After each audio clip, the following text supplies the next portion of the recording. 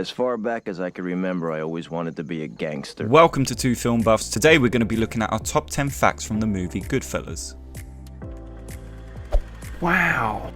Starting at number 1, some of Henry Hill's most famous criminal escapades had to be left out of the movie. The real-life Henry Hill's crime resume is way too long to fit into a single movie, even with a meaty 148-minute runtime. Scorsese even left out one of Hill's biggest crimes that eventually became national sports controversy, the Boston College's point shaving scandal. The scam was born when Jimmy Burke, De Niro's Jimmy Conway in the movie, and Hill recruited Boston College players Rick Kuhn, Jimmy Sweeney, and Ernie Cobb to manipulate scores to cover point spreads. In the ESPN documentary Playing for the Mob, Hill claims that he mentioned the operation to the federal investigators in passing after flipping on his mob associates in 1980. He mentioned it casually, not knowing that point shaving was illegal.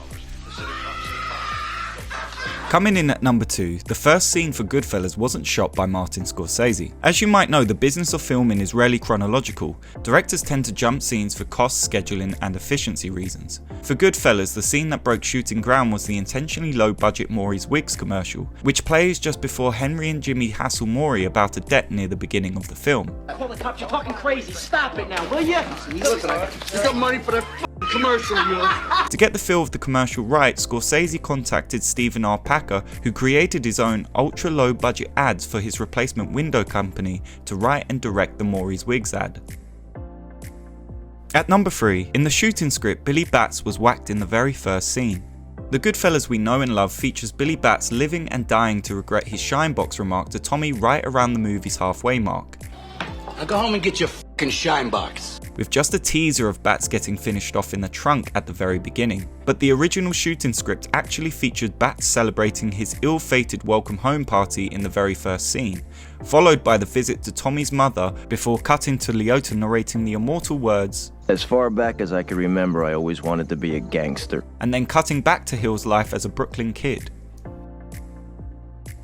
Flying in at number 4, every suit that Robert De Niro wore in Goodfellas had a watch and a pinky ring to match. The prop master Robert Griffin had a specialty jewelry store that would close up shot and let De Niro pick out whatever he wanted, which sounds like the start of a very different Uncut Gems. Uncut Gems. Right. The pinky ring look was common in Hollywood portrayals of Italian mobsters, a tradition that Scorsese continued and even examined in The Irishman. At number 5, Paul Sorvino almost dropped out of Goodfellas because he was having trouble connecting to the character's cruelty. It's hard to imagine Sorvino being unable to do anything, especially donning the cruel emptiness needed to play Paulie, but the actor came very close to quitting the project because he didn't think he could pull it off. I was thinking I'm going to ruin this movie. I was looking for something to get out of it. I was preparing to go out one night, passed by the mirror to check for spinach in the teeth. I jumped back. I literally frightened myself. I saw a look in my eyes that frightened me. Who was that? I said, that's Paulie. Coming in at number 6, the infamous funny how scene wasn't in the script. The most famous, if not the most quoted scene in Goodfellas comes at the beginning, when Pesci's Tommy DeVito jokingly yet uncomfortably accosts Henry Hill for calling him funny. But I'm funny how? I mean funny like I'm a clown, I amuse you? In addition to being the driving force behind the scene on screen, Pesci is also responsible for coming up with the premise. While working in a restaurant, a young Pesci apparently told a mobster that he was funny, a compliment that was met with a less than enthusiastic response. Pesci relayed the anecdote to Scorsese, who decided to include it in the film. Scorsese didn't include the scene in the shooting script so that Pesci and Liotta's interaction would elicit genuinely surprised reactions from the supporting cast. You really are a funny guy!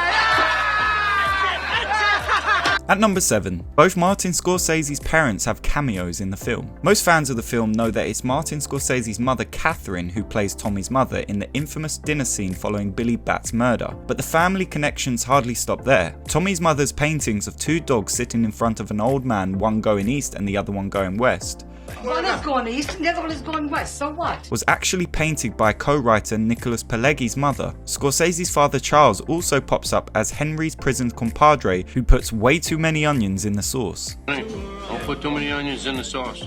I didn't put too much onions in it. Oh? Flying in at number 8, Robert De Niro used real money as a prop in Goodfellas. Because of Scorsese's attention to detail and De Niro's desire to avoid fake feeling bills, prop master Robert Griffin supplied $5,000 of his own money for the actor to use as long as it all came back to him. It's in fact Griffin's money that you see for the majority of the film, and after each take, Griffin would yell, "Everybody freeze!" in order for him to collect every bill. For number 9, Goodfellas could have starred Tom Cruise and Madonna as Henry and Karen Hill. Seriously. According to producer Irwin Winkler, Tom Cruise was discussed, and according to producer Barbara DeFina, Madonna was also in the mix to the extent that Scorsese scouted her at a performance of David Mamet's Speed the Plow on Broadway. However, Scorsese was really keen on Ray Liotta after seeing him in Something Wild. Liotta eventually convinced Winkler, who was skeptical of his acting chops, that he was right for the role after a chance meeting in a restaurant. Scorsese liked Lorraine Bracco largely due to how she was related to Karen, having grown up in a predominantly Jewish neighborhood in Brooklyn.